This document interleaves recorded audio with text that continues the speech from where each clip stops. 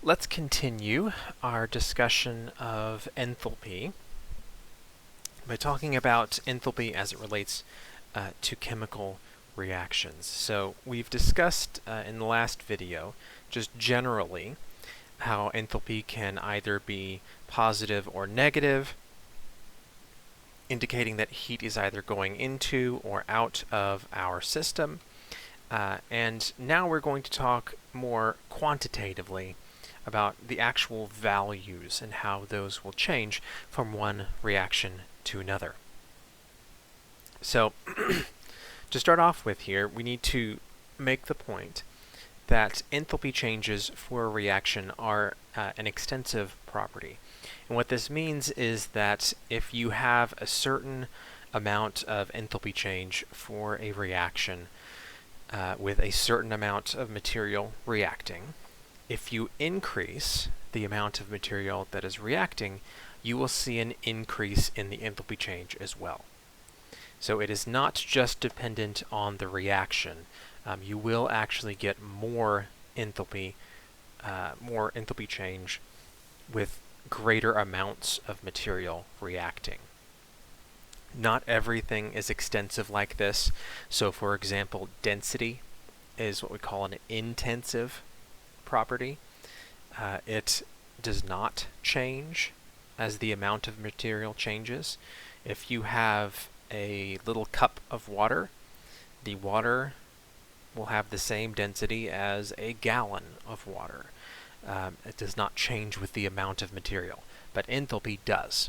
If you burn more stuff, for example, you're going to have a bigger fire. It's going to give off more heat, which is the example it's given here. We have propane that is reacting. And based on the information that's given to us, if we burn 1 mole of propane, we will produce a little over 2,000 kilojoules of enthalpy change. So a little over 2,000 kilojoules of heat is given off. And so that actually gives us a way to get a conversion factor, essentially, between the amount of propane that is burning and the amount of heat that is released. And the same thing can be said for anything else in the reaction. So you could do the same thing here with oxygen. So for every 5 moles of oxygen that is used up in this particular reaction, we will produce 2,044 kilojoules of heat. So these relationships here we can use just like a conversion factor if we need to. Alright, so with that in mind, let's look at this problem here. This says an LP tank, which is a liquid propane tank, in a home barbecue contains 13.2 kilograms of propane. Calculate the heat in kilojoules associated with the complete combustion of all of the propane in the tank. Alright, so we have here 13.2 kilograms. We want to figure out how much heat is released. And we're told here, and we're told on the previous page as well, how much heat is released for every 1 mole of propane that reacts. But we have more than 1 mole. Propane does not have a molar mass of 13.2 kilograms. There are molecules that do have that molar mass. They're very, very large molecules, but propane is not one of them. And so what we need to do is we need to convert the number of kilograms of propane that we have into moles of propane. And then we can use the relationship that we have here between the number of moles and the number of kilojoules of heat that are released to work out how many kilojoules of heat will be released by reacting the entire thing. So the first thing we need to do here is convert the kilograms into grams,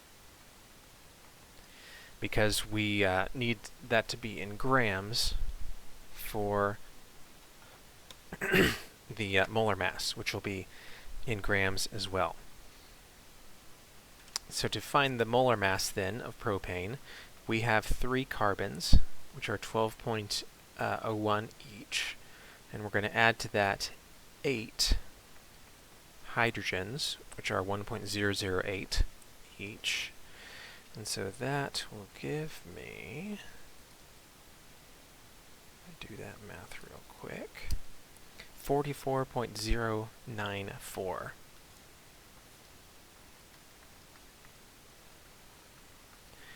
grams for every 1 mole.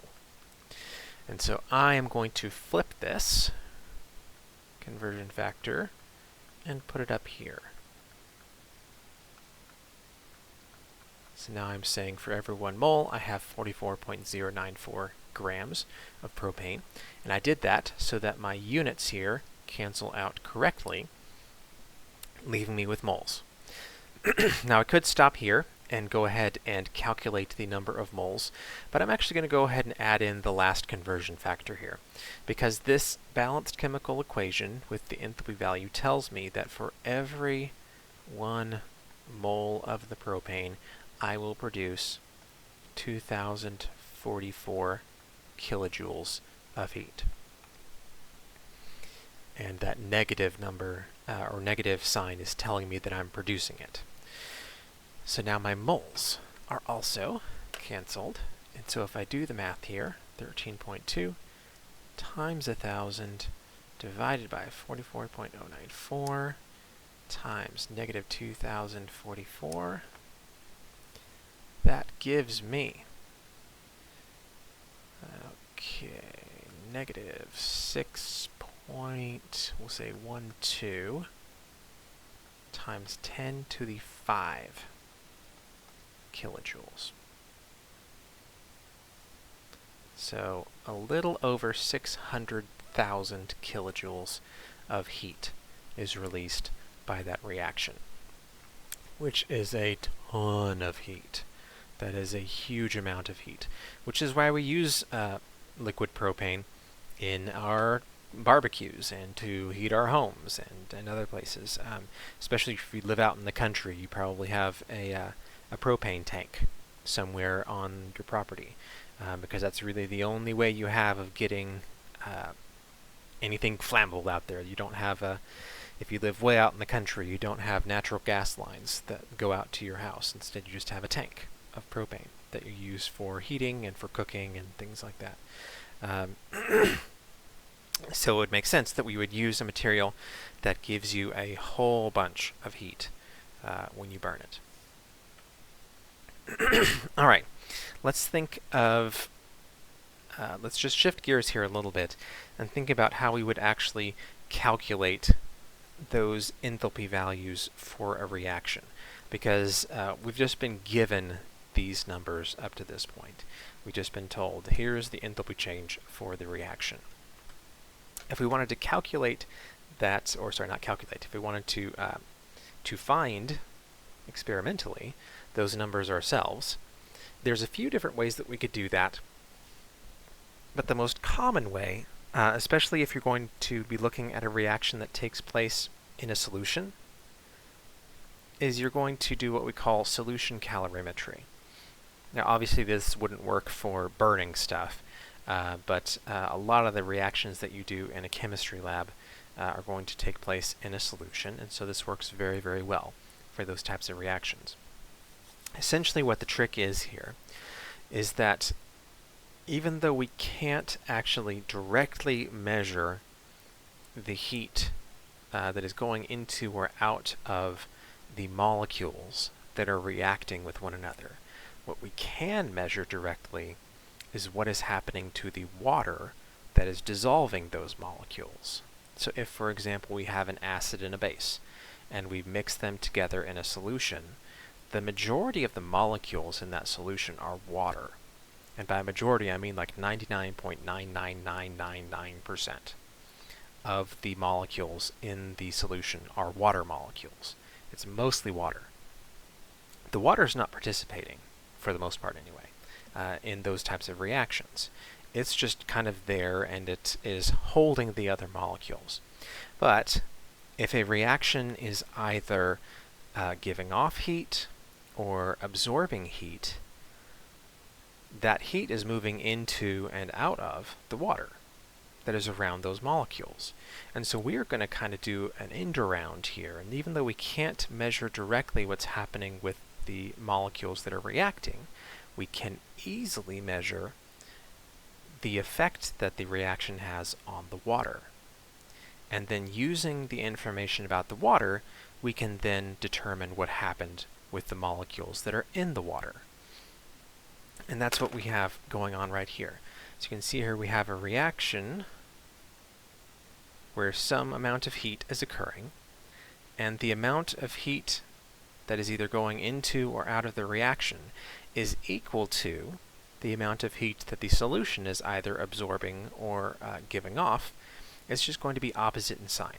So this kind of, again, goes back to the previous example that we had in the last video, or 2 videos ago, where we had the metal and the water, where whatever change happened to one, the same thing happened to the other, just opposite in sign. If the reaction is giving off heat, then the solution, the water, is absorbing the heat. And so because whatever happens to the reaction, the same thing happens to the solution, very much the same way that we did with the water and the metal, we can set the two equations up to be equal to each other, except it's going to be actually a little bit simpler this time, because we don't really need to know the mass of the reactants and the delta T for the reactants and all that stuff. We're really just going to determine what happens to the solution, and then whatever heat change happens to the solution, pretty much whatever situation we're in, we're really only looking for the heat change for the reaction. That's we're not really interested in the mass of the things that are participating in the reaction, because most likely we measured it out ourselves. We don't need to calculate that. We just want to see how much heat did the reaction either absorb or give off. So we have one final step after that, actually. So once we determine the heat that was either absorbed or given off by the reaction, we do have to account for the number of moles that reacted, which is not a terribly difficult thing to do. We're just going to divide by the number of moles of something that reacted. So like back here, for example, we had the propane. So once we figure out how much heat was released by the reaction, we would just divide by the number of moles of propane that reacted, and that would give us an enthalpy change per mole. Okay. Or per reaction, really. Per time that the reaction happens as written. So we have an example here for us to work through to finish up this video. So this says we have magnesium metal reacting with HCl to form magnesium chloride and hydrogen gas. In an experiment to determine the enthalpy change for this reaction, 0.158 grams of magnesium metal is combined with enough HCl to make 100 mils of solution in a coffee cup calorimeter. The HCl is sufficiently concentrated so that the magnesium completely reacts. The temperature of the solution rises from 25.6 to 32.8 as a result of the reaction. Finding delta H for the reaction as written. Find delta H for the reaction as written.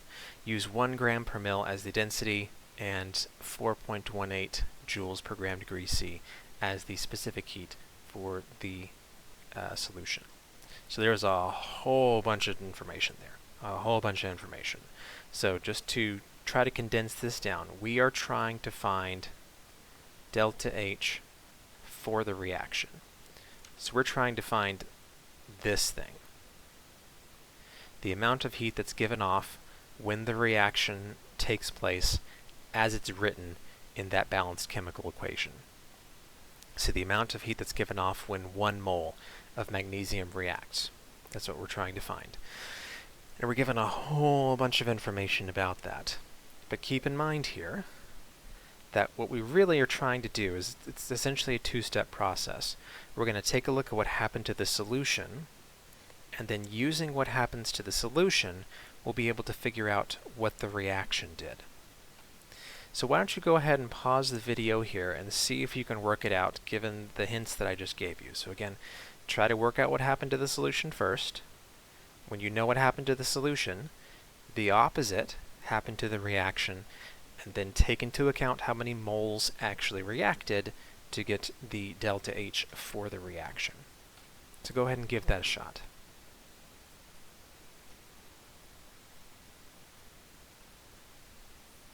Alright, I hope you tried that. So here's how I would work through this problem. So I need to find Q for the reaction, and I know that that is equal to negative Q for the solution. So I'm going to try to find Q for the solution. So I know that Q for the solution is going to be equal to the mass of the solution times the specific heat of the solution times delta T for the solution. Just like anything else, Q is equal to mCs delta T. So I know all three of these things, although I'll have to do a little bit of work to get one of these. But some of them are just straight up given to me.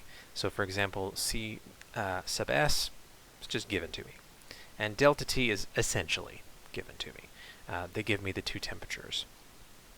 So I'll have to do a little bit of subtraction there to get delta T. But those two are essentially given to me. The mass of the solution is a little bit harder to work out, but it's still not bad. If you notice in the question, it tells us that we started with a certain amount of magnesium, but we're not going to worry about that for now. That'll come back later.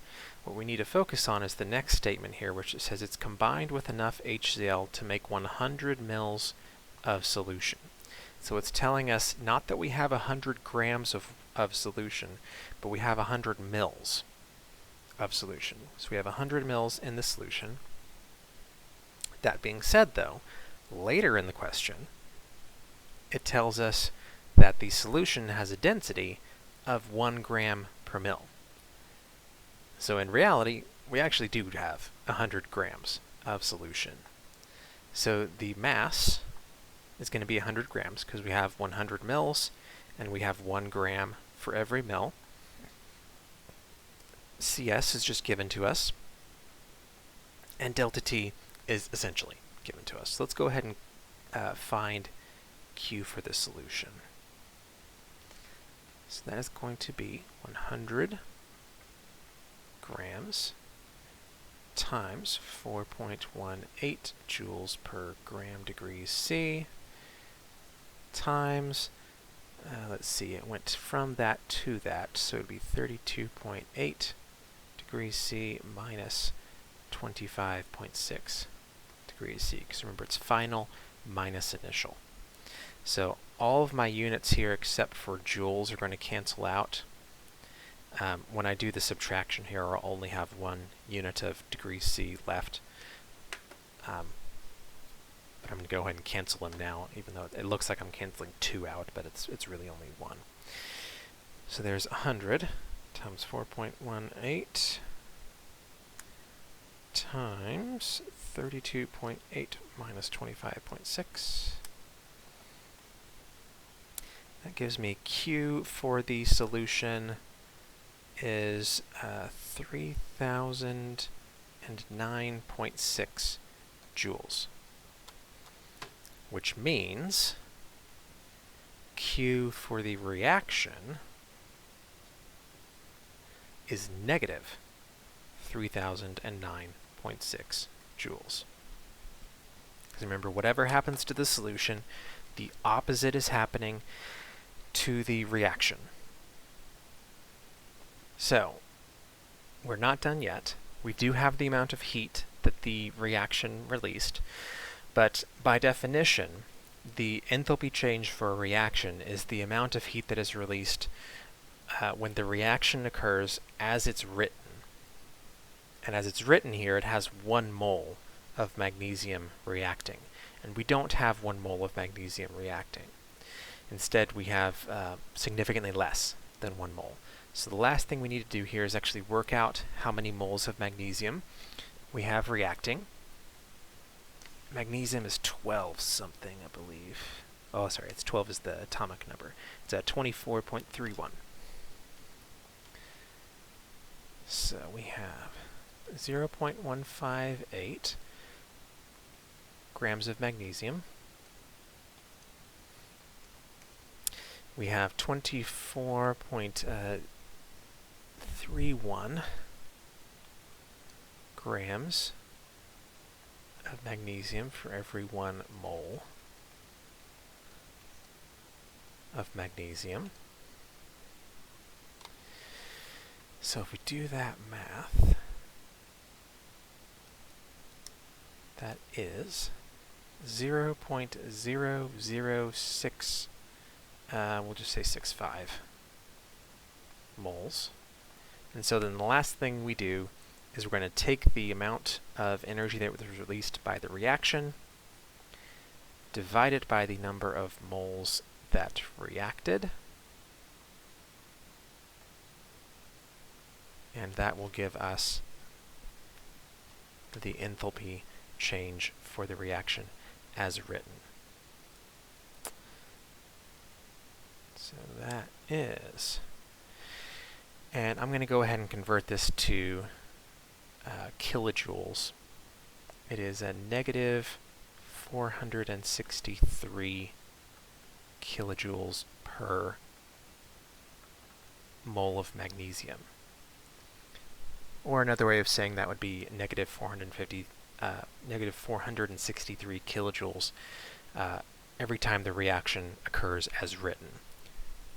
Which, since as it's written, you get that for every 1 mole of magnesium. It's the same thing. All right. I think we'll call it there for this video. I hope that question made sense. If not, we can talk about it next time we get together. Next time we're going to talk about Hess's law, which is essentially an alternative way of determining the enthalpy change of a reaction without actually having to do any reactions in the lab. Essentially what you're doing is you're letting someone else do the work for you, and you're just piggybacking off of that. So we'll talk about Hess's law next time.